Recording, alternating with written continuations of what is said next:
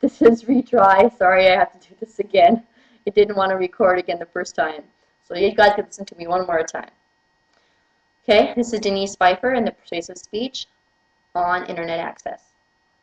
Have you ever noticed or kept track of how many hours a day your child are on the Internet? I have 3 children, the ages of 4, 8, and 12, and I know firsthand what kind of Internet sites they are on when I'm around and which ones they're not. So I have seen firsthand how children of different age groups and gender use the Internet on a daily basis. Now, some people may agree that the Internet is essential for life as we know it. I am not saying that I don't agree. What I am saying is that there are some drawbacks to your child being on the Internet for long periods of time. There are hundreds of safety issues that could make that decision quite easy for most parents to make, who are also concerned about the predators, the online pedophiles, or X-rated websites. My reasons, however, are the communication barrier as well as the literacy drawbacks that come from the child's being on there for long periods of time. According to the survey by the Children Exploded group NCMEC, 1 in 5 youths ages 10 to 17 regularly use the Internet on a daily basis. And according to congressional testimony in September of 2009, 93% of youth ages 12 to 17 are online, and nearly 45% of children ages 3 to 11 are projected to use the Internet on a monthly basis this year. 80% of the ages teens 13 through 17 use cell phones with mobile devices such as Internet access and texting daily so they can communicate with their peers. It's estimated then by these tests that by 2020 the mobile device will be the primary connection to the Internet for the world's population, which means your children don't have to be on the computer to get online to visit people. They can do it simply with their phones, which means they don't have to be at home with you and you aren't there to see what they're doing. So this number of children and teens relying on the Internet to communicate is steadily increasing. We have 75% of U.S. youth on the Internet, according to Jody Lawton of the Children's Advocacy Service in St. Louis, Missouri. And that's quite a bit of kids, considering that it's supposed to be increasing. Compared to other countries by the Department of Computer Sciences and by the University of Maryland, the United States ranks 5th in Internet access for children at home and during school hours.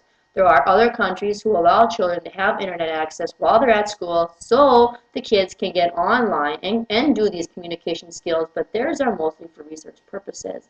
The ones that are ranked higher than us are Sweden, Canada, Taiwan, and the United Kingdom. Urban China is actually ranked the lowest.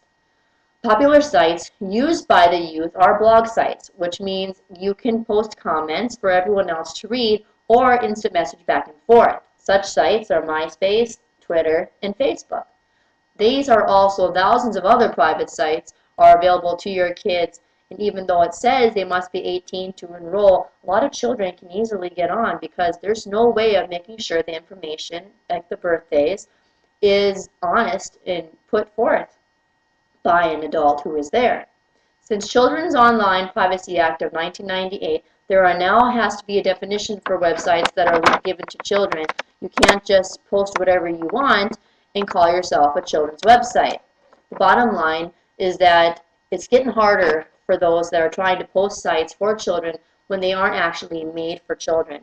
Some of the guidelines that they do have now that they want you to watch for is that they want you to know your target audience. They want you to know the ages that you're dealing with and have that available for those people on a target audience to try out so that you know if it really is made for those people or if it's maybe something that's a little higher level and you need to adjust your age. You need to be careful with the private information.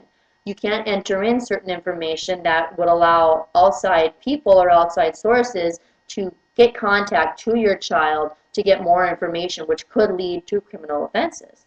You need to test it with kids. Use those children in your test groups, have them go through the site, and make changes if you see that there are some that need to be made. Don't rely on tired design metaphors. You need to make it attractive to the child. They check into these to make sure that it's appropriate for what you're going to post. Don't neglect your content. You're supposed to present quality information, update it regularly, and change the layouts. Don't even start if your kids don't love it. If there aren't enough hits to a website, it can be removed. And don't forget to offer links to other sites. Parents need to check these links. Sometimes these links where it says log on with your parents, these links that they're adjusting you onto are actually meant for adults and not for children. You need to be active and see what they're doing.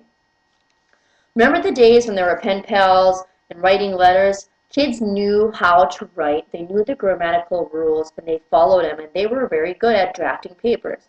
According to Doug Foldman, who was once a high school science teacher and now is the IT director at Brookwood Elementary School in Manchester, Massachusetts, children don't capitalize and try to spell words incorrectly, and they overuse acronyms.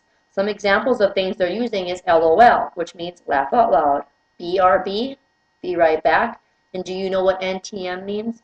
It means nothing much.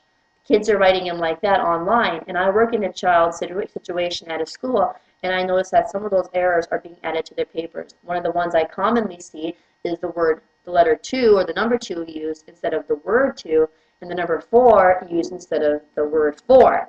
I've also noticed using the word form of your, you are, your, and using the wrong form of to or right. Errors like these are made because children are consistently spelling them wrong online or not even having to type them out. With texting nowadays, it'll pop the word up if you have the first letter. Kids using the numbers and the wrong forms of words is rising, so there are drawbacks to communicating online.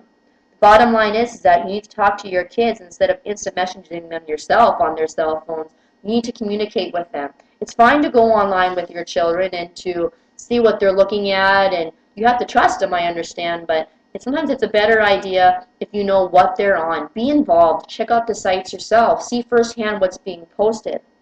Some of the rules they give you on how to protect your kids are more like guidelines that are given from Dave Greenfield, who is the director of the Child Center for Internet Behaviors and now the author of the book Virtual Addiction.